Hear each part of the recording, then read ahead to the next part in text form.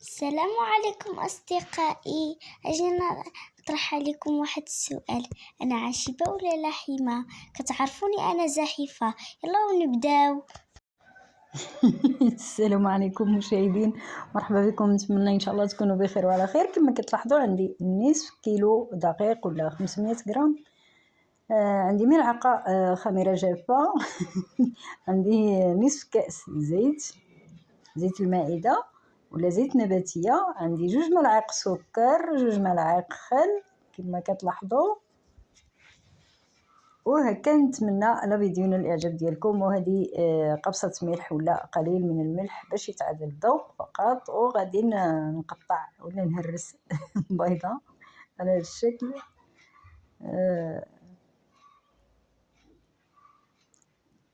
على الشكل اختي غادي نحتفظ بالصفر بيضاء الى الاخر. تابعوا معايا تشوفوني شنو غندير به. واما بياض بيضه ما غاديش نلوحو، غادي ندمجو مع الخليط.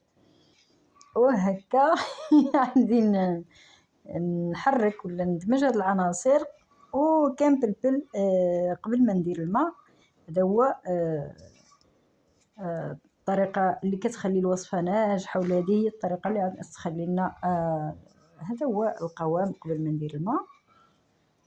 وهذا كاس ديال الماء غادي تاخذ لي تقريبا كاس ديال العنبه. ما عمرش ديال الماء، ولكن من الاحسن ندير شيئا فشيئا ولا نضيف الماء شويه بشويه باش ما يجراش ليا العجين ولا يخسر لي القوام. وهكا خواتاتي بقى لي شويه الماء في الكاس. غادي نوريكم. هو هذا اللي بقى لي في الكاس، يعني كاس العنبه ما عمرش ديال الماء.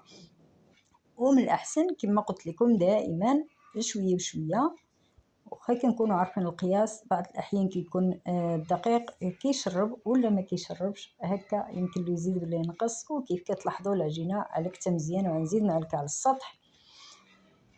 وكيف كتلاحظوا خواتاتي غادي ندير الحشوه. بعد ما علكت العجينه وخليتها ترتاح غادي ندير هنا بصله مشلوضه. عندي 2 ملاعق ديال زيت الزيتون كيف كتلاحظوا خواتاتي. وغادي ندير التوابل عندي هنايا كلشي الا الكمون ما درتوش. عندي التحميره، الخرقوم، الابزار، سكينجبير، الملح، كلشي راس معلقه من كل مكون. وعندي 250 غرام الكفته ولا 4 كيلو على هذا الشكل هذا. غادي نديرو فوق النار تقل هاد البصله 5 دقائق كيف ما عاد تتابعوا معايا. كيف كتلاحظوا خواتاتي بعد ما درتو فوق النار 5 دقائق ما غاديش نخليه يطيب مزيان. 5 دقائق ما دايرش فيه الربيع ولا قزبر ومعدنوس كما تلاحظوا معايا. باش كتبقى النكهه كيبقى المكون عاطي تبارك الله ما شاء الله. وعادي نرجع العجينه ونخليها يبرد شويه.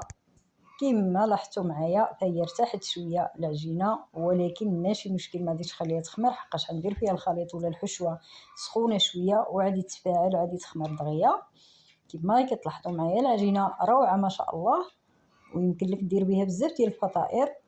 على هذا الشكل هذا غادي نطلقها مزيان على هذا السطح.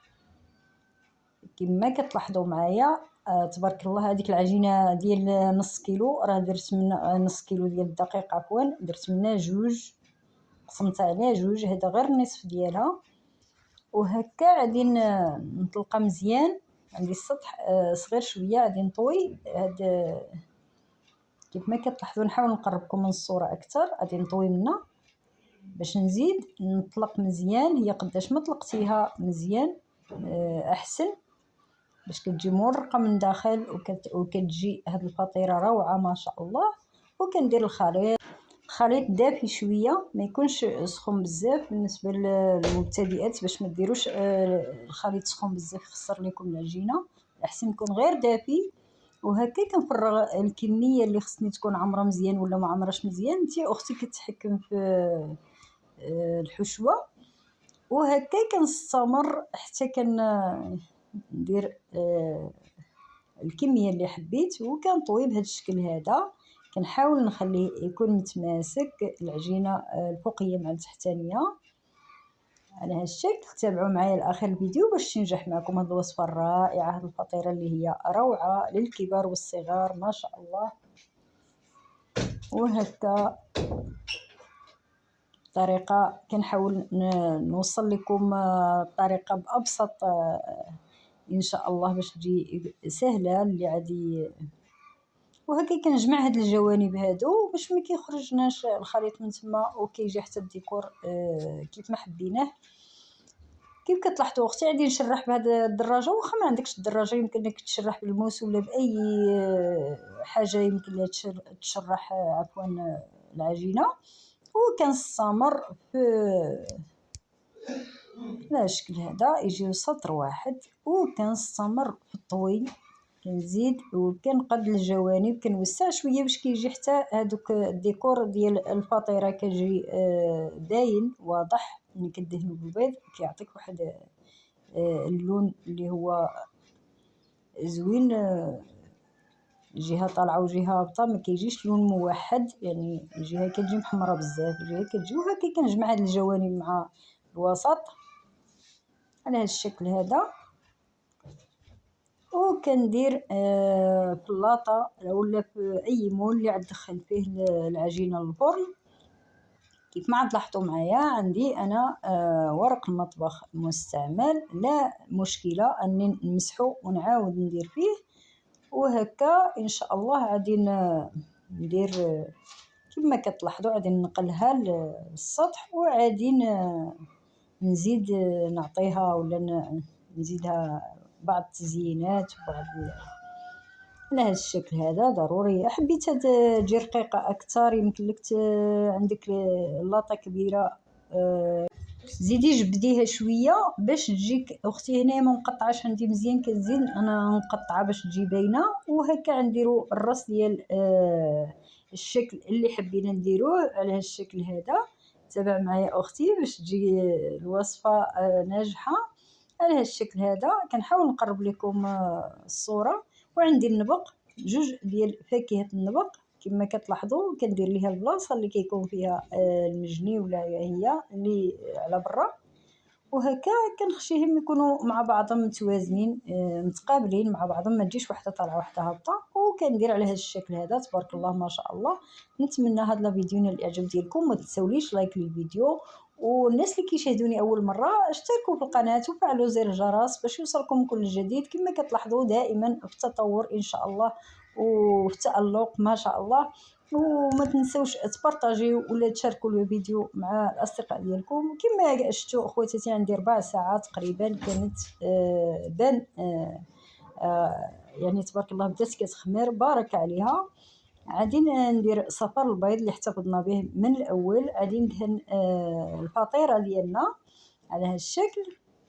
وكيف ما لاحظتوا خواتاتي اللي هي روعه، ما كندخلش البيض حتى لداخل، يعني كندهن غير كيف ما لاحظتوا خواتاتي. وغادي ندهن حتى من الجانب السفلي. هذه هي الفطيره ديالنا ما شاء الله. غادي ندهن حتى الجانب ديال الظهر اللي ما شفتوهش الشوا هذا. كنحاول نقرب لكم الصوره اكثر حقاش بعض الاحيان كنخليو بلاصه مدهوناش كتجي جهه بيضاء وجهه صفراء. وعلى هذا الشكل هذا غادي ندخلها للفرن الحراره متوسطه ربع ساعه كذلك. وكيف ما لاحظتوا هذه هي الفطيره ديالنا اخواتاتي اللي هي روعه ما شاء الله. نتمنى نال الاعجاب ديالكم، وخليوا لي في التعليقات اي استفسار اي اسئله جات على بالكم.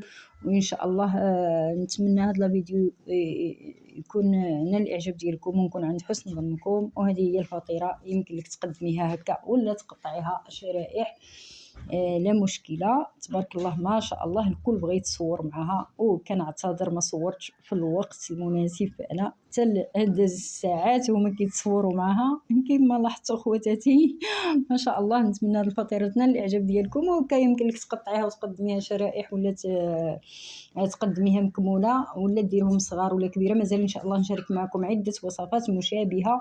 واشتركوا في القناه وفعلوا زر الجرس باش يوصلكم كل جديد.